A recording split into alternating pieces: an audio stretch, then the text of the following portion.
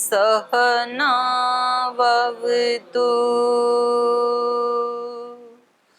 सहनौ भुनक्तु सह वीर्यं करवावहै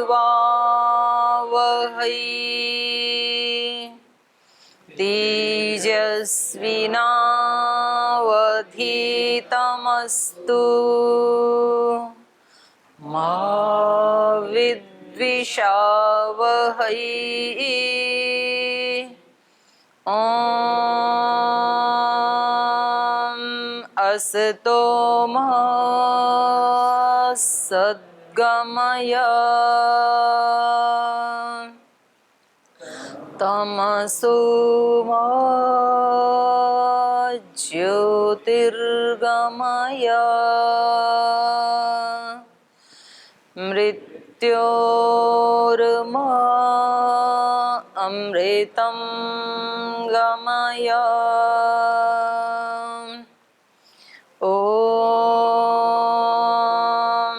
व्रतानां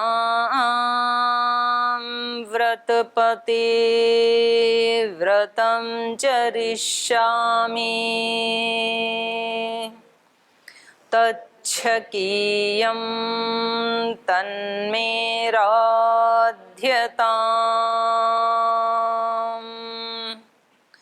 इदमहमनृतात् सत्यमुपैमि। ॐ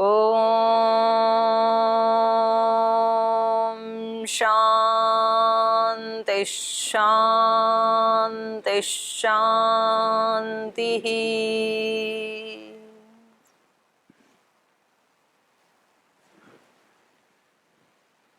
तो आप सब कैसे हैं?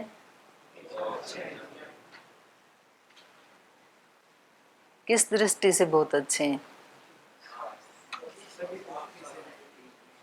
क्योंकि प्राय जब ये पूछा जाता है, फोन आदि करते हैं अपने स्वजनों से परिजनों से, तो फिर उनसे पूछते हैं हाँ जी कैसे हैं जी, बहुत अच्छे हैं। फिर थोड़ी देर के बाद शिकायतें शुरू हो जाती हैं। फिर हम पूछते हैं अच्छा उधर गर्मी कैसी है, बारिश हुई कि नहीं हुई, और बच्चे आजकल घर में हैं तो ज़्यादा उद्दंडता तो नहीं कर रहे हैं, सब्जी क्या बनी थी आज, दूध फ्रेश मिल रहा है कि नहीं मिल रहा है, सारी बातें पूछते हैं। मन ठीक है कि नहीं, फ्रेश चल रहा है कि नहीं, ये कोई नहीं पूछता है। और वो सबसे ज़रूरी है, क्योंकि मन यदि फ्रेश नहीं है तो सारी चीज़ें फ्रेश होते हुए भी फिर ज़्यादा सुख दे नहीं पाती हैं। तो मैं तो मन की दृष्टि से पूछ रही हूँ आपसे, तो मन कैसे हैं सबके? खिले हुए? अब ठीक आ गया, बहुत अच्छे से ठीक आ गया एक स्टेप नीचे आ गया। और उसको संभाल के रखना, स्वास्थ्य को तो संभाल के रखना ही है, तन के साथ साथ मन को भी संभाल के रखना है। होता है आगे पीछे होता है कभी कभी, तो उसको फिर लगाना है, इसी का ही नाम तो साधना है। तो वहाँ ये जो पढ़ रहे थे रामायण, तो उससे पहले मैंने कल वहाँ भी एक बात बताई गुरु पूर्णिमा के विषय में, देवप्रयाग में भी। यद्यपि कल तो आपने बहुत सारे प्रवचन आदि सुने, दिन में तो मुझे नहीं पता, सुबह सुबह तो मैं भी लाइव सुन रही थी, लेकिन 8 बजे तक तो दिन में भी हुए होंगे, दिन में आप सब लोगों के हुए होंगे, संतों के 12 बजे तक। तो मेरे को जो अच्छी बात लगी वो बताऊं आपको। हाँ। मैं 3 बात बताती हूँ आपको। उसमें पहली बात मेरे को अच्छी लगी, वहाँ भी मैंने 3 बात ही बताई बच्चों को, ज़्यादा याद नहीं रहता है फिर। तो उनमें पहली बात तो एक तो ये है कि जो हम मंत्र बोलते हैं ना, हिरण्यगर्भ समवर्तताग्रे, तो हिरण्यगर्भ उसका जैसे चिंतन करते हैं तो फिर हमारा अहंकार अपने आप नष्ट हो जाता है, क्योंकि व्यक्ति का जो अहंकार है वो ही सबसे बड़ी बाधा है। उस दिव्यता के साथ एकाकार करने में सबसे बड़ी बाधा है हमारा अहंकार। मैं के साथ फिर मेरा भी आ जाता है, तो वो फिर अहमता और ममता, ये दोनों ज्यादा बाधक हैं। इंसान अपनी एक नई सृष्टि बना लेता है और फिर उसमें भगवान को लेस कर देता है। तो अहमता और ममता ये अच्छी वाली भी होती हैं, मतलब ऊंचा उठाने वाली भी होती हैं और नीचा गिराने वाली भी होती हैं। जैसे मैं भगवान का भक्त हूँ, मैं भगवान की शरणागति में हूँ, मैं उनके आश्रय में हूँ, ये भी अहंकार ही है, ये भी अहमता और ममता ही है। लेकिन ये अहमता और ममता हमारे को उठाने वाली है। और एक होती है कि मेरे पास इतनी विद्या है, इतने पद हैं, इतनी प्रतिष्ठाएं हैं, इतना बड़ा संगठन है, इतना बड़ा दायित्व है, इतनी मेरी सैलरी है, अब तो मेरे को भी बोलना आ गया है, अब तो मेरे को भी भाषण देने आ गए हैं, रिकॉर्डिंग करनी आ गई है, अब तो हमारा भी मकान बहुत बड़ा बन गया है, अब तो हमारे यहाँ भी गाड़ी आ गई है, हमारा मोबाइल भी अब तो बहुत अच्छा खरीद लिया है।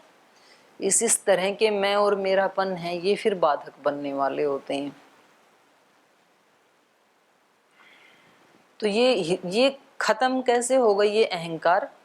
जब हम उसको देख लेते हैं, हिरण्यगर्भ को। उसमें भी आया ना गीता में, रसवर्जम रसोप्यस्य परम दृष्ट परम दृष्टवा निवर्तते। विषयों का विषय तो निराहार से लौट जाते हैं, पर उनके प्रति जो रस आसक्ति होती है वो उसको देखने के बाद निवृत्त होती है। और ये शायद इसमें कठोपनिषद में या मुंडक में भी आया है, तस्मिन् दृष्टे परावरे। वो पूरा मंत्र मेरे को ध्यान नहीं है, क्या मंत्र है, ओंकार की है, वहां पे मुंडक में है शायद। लास्ट पंक्ति ये है और उसका भाव ये है कि उस परावर को देखने पर इस व्यक्ति का अहंकार पिघलता है, उससे पहले नहीं पिघलता है। व्यक्ति बोलता तो है, अच्छा कई बार कोई व्यक्ति ये कहते हैं कि जी हमने तो अपने अहंकार को बिल्कुल गला दिया है, मिटा दिया है। तो ये तो सबसे वह खतरनाक वाला अहंकार है। जब व्यक्ति को ये लगता है ना कि मैं तो बिल्कुल निराभिमानी हूँ, मैंने अपने अहंकार को ही मिटा डाला है, ये सबसे खतरनाक वाला अहंकार है। किसी किसी को ये लगता है हाँ मेरे अंदर अहंकार तो है, तो उसका हटाया जा सकता है। तो ये हटे कैसे, ये बहुत कठिन होता है। तो ये उसको देखने से ही हटता है। तो मैं ये कह रही थी, जो हिरण्यगर्भ ये मंत्र है ना, तो वो हिरण्यगर्भ क्या है, तो इसको अपन तो स्थूल दृष्टि वाले हैं, तो अपने को स्थूल स्थूल चीजें समझ में आती हैं। तो हमारे को समझ में आता है एक सूर्य, हमें समझ में आता है जिसको हम रोज देखते हैं। फिर एक उसका सौर परिवार, वो भी हमें समझ में आता है क्योंकि वो हमें दिखाई देते हैं। पृथ्वी, चंद्रमा आदि जो ग्रह उपग्रह हैं, शुक्र बुध आदि। तो साइंस भी कहती है और ज्योतिष भी कहता है ये कि ऐसे ऐसे सूर्य तो एक एक गैलेक्सी में बहुत सारे हैं, अनेक हैं। तो साइंस की भाषा में उनको गैलेक्सी कह देंगे, फिर इधर ज्योतिष की भाषा में उसको बोलते हैं राट। एक ही अपना सौर परिवार है, इसमें एक सूर्य है, ऐसे ऐसे असंख्य सूर्य लगा करके, और फिर वो जो एक इकाई बनती है उसका नाम है राट। उस राट में अनेकों ऐसे सूर्य और ऐसे अनेकों सौर परिवार हैं, और फिर ऐसे ऐसे लाखों राट मिला करके एक विराट बनता है, और ऐसे ऐसे लाखों विराट मिला करके एक परमेष्टि बनती है, और ऐसी ऐसे लाखों परमेष्टियां मिला करके एक ब्रह्मांड बनता है। तो जो ये अपने सूर्य और सौर परिवार है ना, ऐसे ऐसे तो प्रति पल कितने ही सूर्य पृथ्वियां बनते और नष्ट होते रहते हैं इस ब्रह्मांड में, इतना विशाल है ये। माने ऐसी लाखों परमेष्टियों को विराट को मिला के एक ब्रह्मांड बना, और वो ब्रह्मांड उसको कहा हिरण्यगर्भ। मतलब वो, जैसे इसको स्थूल में ऐसे समझेंगे जैसे कि कोई माँ गर्भ धारण करती है, तो गर्भ तो उसके किसी एक देश में होता है ना, माँ के उधर प्रदेश में होता है गर्भ धारण, तो बाकी उसका शरीर है वो तो गर्भ से अतिरिक्त है ना। तो ऐसे ये जो भगवान के गर्भ में है ये ब्रह्मांड तक का जो मैंने अभी बोला, ये सौर परिवार भी, फिर ऐसे ऐसे लाखों सौर परिवार मिला के राट भी, फिर विराट भी, परमेष्टि भी, और ऐसी लाखों परमेष्टियां मिला के जो बना ब्रह्मांड। और वो ब्रह्मांड भगवान का गर्भ है, ऐसे समझ लो आप। गर्भ से प्रसव होता है तो नई उत्पत्ति दिखाई देती है, बच्चा दिखाई देता है। ऐसे भगवान के गर्भ से ये सृष्टि निकलती है, जो हमारी वाली सृष्टि नहीं, ब्रह्मांड पर्यंत उसके अंदर हो रहा है। तो वो कितना विशाल है। तो उसके सामने फिर अब अपने वाली इकाई को देखें हम। पहले ब्रह्मांड इतना बड़ा, फिर परमेष्टि उससे छोटी, फिर विराट उससे छोटा, फिर राट उससे छोटा, फिर राट में एक अपने वाला सूर्य उससे भी छोटा, फिर अपने वाले सूर्य में भी जो सौर परिवार है उसमें पृथ्वी छोटी सी, फिर पृथ्वी में 3 हिस्सा जल हटा दो, फिर पृथ्वी और भी छोटी सी, फिर उसके इतने सारे देश, फिर उन देशों में भारत देश, भारत देश में अनेक प्रांत, उन प्रांतों में उत्तराखंड, उत्तराखंड में अनेक जिले, उन जिलों में हरिद्वार जिला, हरिद्वार जिले में अनेकों गांव तहसील, उनमें से अपना एक हरिद्वार शहर, उसमें अनेक मोहल्ले, उसमें से बहादुराबाद मोहल्ला, बहादुराबाद में अनेक मनुष्य, उनमें से मैं एक मनुष्य, और मुझ मनुष्य के अतिरिक्त और बहुत सारी आत्माएं, उनमें से मैं एक आत्मा। कितना बड़ा व्यक्तित्व है हमारा। और उसके लिए हमारे 24 घंटे में से कम 12-14 घंटे तो चले ही जाते हैं अपने अहम को लेकर के। तो कभी अपने अहम को हम पुष्ट करते हैं, कभी अपने अहम की दूसरे के साथ तुलना करते हैं, कभी अपने अहम को श्रेष्ठ मानते हैं, कभी किसी से निकृष्ट मानते हैं, कभी किसी के बराबर मानते हैं। इस दृष्टि से हमारा अहंकार नष्ट होता है। तो बात ये थी, हिरण्यगर्भ वाली जो बात थी, हम सब आत्माएं बीज की तरह से हैं, और बीज जो होता है ना उसमें शक्तियां तो होती हैं, लेकिन शक्तियां आवृत होती हैं, कवच से ढकी हुई होती हैं।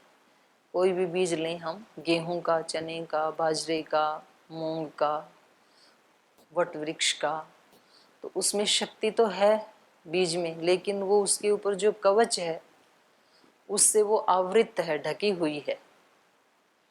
तो वो बीज की शक्ति अभिव्यक्त कब होती है, उसकी अभिव्यक्ति कब होती है बीज की शक्ति की?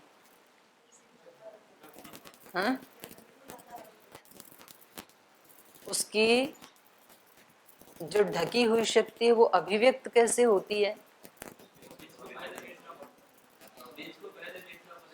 हाँ, बीज को पहले जमीन में डालेंगे तभी तो अभिव्यक्त होगा ना। अगर डालेंगे ही नहीं तो कितना भी हाइब्रिड बीज क्यों ना हो तो उसकी शक्तियां अभिव्यक्त नहीं होंगी। तो पहले उसको बीज को मिट्टी में मिलना पड़ता है, जमीन में, मतलब अपने आप को अपना अस्तित्व मिटाना पड़ता है शक्तियों को अभिव्यक्त करने के लिए। तो हम सब भी बीज हैं, तो अगर हमें अपनी शक्तियां अभिव्यक्त करनी हैं तो पहला काम क्या करना पड़ेगा? अपने अस्तित्व को मिटाना पड़ता है। अपना अस्तित्व मतलब आवरण वाला अस्तित्व, अंदर वाला नहीं मिटेगा। अंदर वाला तो मिट सकता ही नहीं, शक्तियां कभी मिट नहीं सकती हैं, क्योंकि वो क्या है? अविनाशी। ऐसे आत्मा की शक्ति तो कभी विनष्ट हो नहीं सकती है, क्योंकि वो तो अविनाशी है। तो मिटेगा कौन? मिट्टी में मिलके कौन मिटता है? बीज की शक्ति मिटती है, या बीज का वो जो कवच था ऊपर का, ऊपर वाला कवच, या स्थूल भाग उसका, ऐसे कह लो। बीज तो मिट ही जाता है। आप हटा के देखेंगे ना पौधे को, आप खोद के देखें जब इतना बड़ा हो जाए कि वो जो बीज बोया था वो कहाँ है, तो वो बीज मिलेगा थोड़ा ही आपको। छोटा अंकुर फूटने तक तो हो सकता है बीज मिले आपको, लेकिन जैसे जैसे अंकुर बड़ा बड़ा बड़ा होता जाएगा वैसे वैसे बीज खत्म होता जाएगा। तो ये बीज का मतलब है हमारा अहंकार।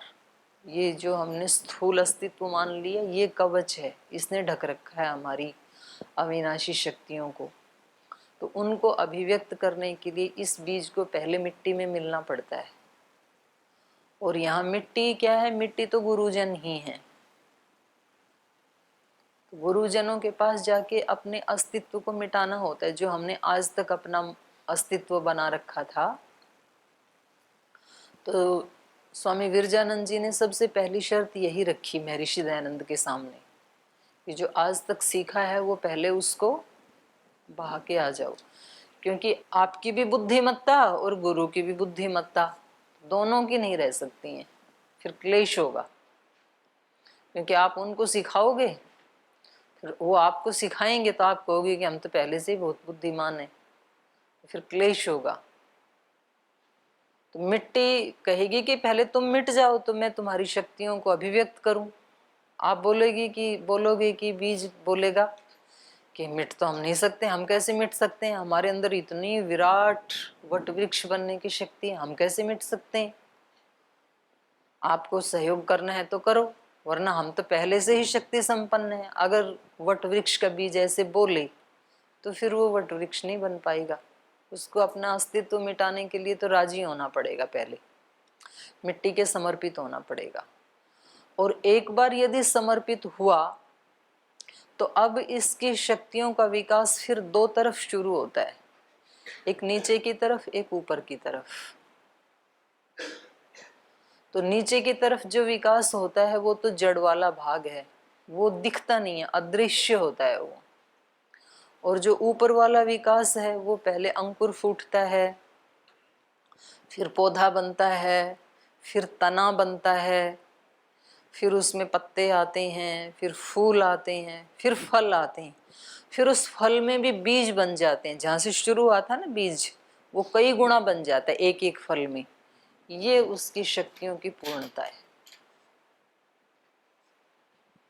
तो यहाँ हमारी यात्रा समाप्त होती है फिर।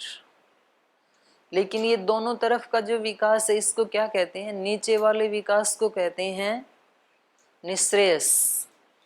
जड़ की तरफ जो विकास होता है ना, उसी को बोलते हैं निःश्रेयस, उसी को बोलते हैं साधना, उसी को बोलते हैं तपस्या, उसी को बोलते हैं ध्यान, वही है समाधि। वो दिखता नहीं है। आप कैसे उपासना करते हैं, कितनी करते हैं, कितना ध्यान करते हैं, कितना आप अंदर से चीजों को सहते हैं, द्वंद्वों को, वो दूसरे को दिखेगा नहीं, वो अदृश्य है। और दूसरा जो ऊपर वाला जो है, अंकुर फूटने से लेके और नए फल आने तक, इसका नाम है अभ्युदय। वो दिखाई देता है। तो किसी व्यक्ति की आत्मिक शक्तियां, साधना की शक्तियां कितनी बढ़ रही हैं वो तो दिखाई देगा उसके जीवन से, आचरण व्यवहार आदि से, उसकी सेवाओं से। उसमें कितनी विनम्रता बढ़ रही है, कितनी क्षमाशीलता बढ़ रही है, कितनी शांति बढ़ रही है, कितनी चीज़ों को फेस करने की शक्ति बढ़ रही है, कितना वो द्वंद्वों के बीच में अपने आप को अड़िग खड़ा करके रख सकता है, या कितना हिलता डुलता है, या उखड़ ही जाता है। कभी उखड़ जाता है, इसका मतलब नीचे वाला विकास कम है। कौन से पौधे तूफान में उखड़ते हैं? जिनकी जड़ें कमजोर खोखली होती हैं, तो वो जोर से आंधी आती उखड़ जाते हैं। लेकिन जिनकी गहरी जड़ें हैं उनका क्या होता है? जोर से तूफान आए तो कोई एक दो टहनी तो टूट जाती है, पर वृक्ष नहीं उखड़ते हैं। तो कभी भी वट वृक्ष, पीपल वृक्ष उखड़े नहीं देखे, उनकी कुछ टहनियां तो टूट जाती हैं। तो जितना जितना नीचे गहरा विकास होता है, उतने उतना ही ऊपर भी ज्यादा विकास होता है। सबसे बड़े वृक्ष जो माने जाते हैं दुनिया में, वो वट वृक्ष या पीपल के वृक्ष माने जाते हैं। और उन्हीं की जड़ें सबसे गहरी होती हैं, दूर दूर तक होती हैं, कई कई किलोमीटर तक होती हैं। तो जितना जितना निःश्रेयस माने अदृश्य साधना बढ़ती है, उतना उतना वो बीज अपनी शक्तियों को पूर्ण अभिव्यक्त कर पाता है। तो विकास कभी भी एक तरफा नहीं होता, होता ही नहीं है। कभी भी ऐसे नहीं हो सकता है कि नीचे जड़ का तो विकास ना हो, केवल पौधा पौधा ऊपर बढ़ जाए, ऐसे नहीं होता है। और बाई चांस कभी हो भी गया तो वो उसको बड़ा खतरा रहता है। बिना जड़ के अगर कोई पौधा बहुत ज्यादा बढ़ गया तो उसके लिए फिर एक हवा का झोंका ही काफी है। तो केवल अभ्युदय नहीं होता है कभी भी, निःश्रेयस के बिना अभ्युदय होता ही नहीं है। जो ये फूल खिले हैं तो ऐसा कभी कभी कागज के फूल भी बन जाते हैं, वो कई बार इनसे तो ज्यादा बेहतरीन होते हैं, ये तो मुरझा जाते हैं, वो तो वैसे के वैसे रहते हैं। तो व्यक्ति कहेगा कि मतलब इतनी खेती करने की, बीज लाने की, बीज को मिटाने की, फिर वहां पौधा उगेगा, फिर फूल आएगा, इतना इंतजार करने की क्या जरूरत है? दुकान से ऐसा पेपर लाओ, कटिंग करो, इंस्टेंट फूल बन जाएगा। और वो कभी मुरझाएगा भी नहीं, ये तो मुरझा जाएगा थोड़ी देर के बाद। लेकिन आप प्लास्टिक वाले फूल को रखेंगे और इस वाले फूल को रखेंगे और आप दोनों की तुलना करेंगे तो कौन से वाला फूल ज्यादा सुखदायी होगा, वो प्लास्टिक वाला कि ये वाला? सब इसी को ही, ओरिजिनल चीज को कभी कोई डिनाई नहीं कर सकता है। ओरिजिनल तो ओरिजिनल ही होता है। तो कई बार हम सांसारिक विकास को देख करके हमारी आंखें चकाचौंध हो जाती हैं, और वो कभी कभी वो जो बाहर के विकास हैं वो इस अंदर वाले विकास से बहुत खूबसूरत और आकर्षक होते हैं। आपको लगेगा हम तो हमेशा ध्यान में रहे, उपासना में रहे, समाधि में, हम तो इधर की उन्नति में लगे रहे, इधर तो कई लोग तो जो चालाक लोग थे उन्होंने तो बहुत कुछ उन्नति कर ली है और हमारी तो कोई वैल्यू ही नहीं है, तो ये तो बेकार चीज़ है सब। तो हम उन कागजी फूलों की तरफ आकर्षित हो जाते हैं। अच्छा, कभी भीड़ का भी रुख ऐसे ही होता है। भीड़ ज्यादा, 10 20 50 लोग जिधर भागने लगे तो बोले भागो भागो उधर ही ज्यादा है, तो वो कभी अकेला खड़ा रह जाता है भीड़ में साधना करने वाला। तो उसी समय तो परीक्षा है। लेकिन वो जब देखेंगे कि भाई वो तो कागज के फूल थे वहां, तो फिर वो उतनी जल्दी वापस भी आ जाती है भीड़। तो जाते हैं ना रैली आदि में, जाते हैं लोग नेताओं के यहाँ, तो अरे इतनी भीड़ जा रही है, आज उसकी रैली है, तो बसें भर भर के जाते हैं। फिर पता लगा कि वहाँ तो 100 100 रुपए भी मिलते हैं। तो बोल छोड़ो आज सत्संग गुरुजी वाला, वहाँ तो अपना किराया खर्च करके जाना पड़ता है, तो उधर जाएंगे तो 100 रुपए कमा के लाएंगे, नया भाषण सुन के आएंगे, कम से कम ठंडा पानी पिलाएंगे। यहाँ तो ये पानी पीने भी नहीं देते हैं, 4 घंटे बिठा के रखते हैं। तो वहां जाके नेताजी की जितनी बुलंद आवाज में जिंदाबाद जिंदाबाद कर रहे थे, फिर बाद में पता लगा बोले कोई रुपया नहीं मिलेगा, यहाँ खाना भी नहीं मिलेगा। तो उसी समय सारे मुर्दाबाद मुर्दाबाद बोलने लगते हैं नेताजी को। तो ये तो ऐसी ही है बाहर की उन्नति जो है। हाँ, बाहर की उन्नति तब स्थायी होती है जब उसके मूल में निःश्रेयस होता है, उसकी जड़ें जब गहरी होती है ना, फिर उस बाहर के अभ्युदय को कोई हटा नहीं सकता है। तो हमें एक मैसेज ये है कि हमें अपने, हम भी तो एक बीज हैं भगवान के, हम सब आत्माएं एक बीज हैं, क्योंकि हम सब के अंदर शक्तियां हैं, लेकिन वो शक्तियां हमारी अनअभिव्यक्त हैं। तो अनअभिव्यक्ति को तोड़ने के लिए, अभिव्यक्त करने के लिए, जहां जहां कहीं आपको अपने से ज्यादा श्रेष्ठता दिखाई दे, उस सब को गुरु भाव, उसके प्रति गुरु भाव रखते हुए, कृतज्ञ रखते हुए हम अपना विकास कर सकते हैं। आपको जैसे गीता में बताया ना भगवान कृष्ण ने कि वृक्षों में मैं अश्वत्थ हूँ, तो माने वृक्षों में सबसे ज्यादा श्रेष्ठता कहाँ दिखाई देती है? पीपल में। नदियों में मैं गंगा हूँ, जाह्नवी हूँ, तो सब नदियों से ज्यादा श्रेष्ठता कहाँ दिखाई देती है? गंगा जल में, क्योंकि वो खराब ही नहीं होता, कितने महीने भी रखें हम। तो जड़ जगत से लेकर के, ये तो सारा जड़ जगत ही है, वृक्ष, नदियां। और चेतन में भी, सिद्धों में मैं कपिल मुनि हूँ, मनुष्यों में मैं अर्जुन हूँ, तो उनको क्या दिखाई दे रही है वहां पे? श्रेष्ठता।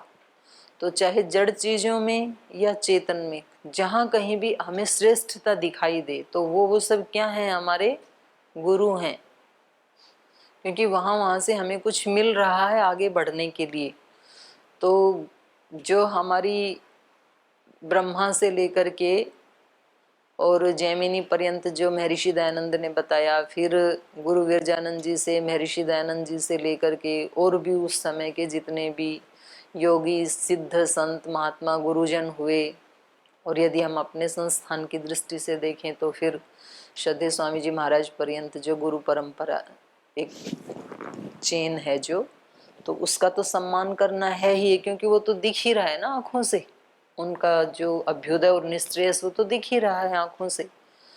उसके अतिरिक्त वो गुरु सत्ता कहीं आपका कोई मित्र भी हो सकता है, आपके कक्ष में रहने वाला, उसमें भी कोई श्रेष्ठता हो सकती है। वो किसी पेड़ पौधे में भी आपको दिख सकती है, वो किसी आपके रसोई में काम करने वाले व्यक्ति में भी दिख सकती है, वो कोई आपके यहाँ सफाई करने वाले में भी दिख सकती है, वो किसी छोटे बच्चे में भी दिख सकती है।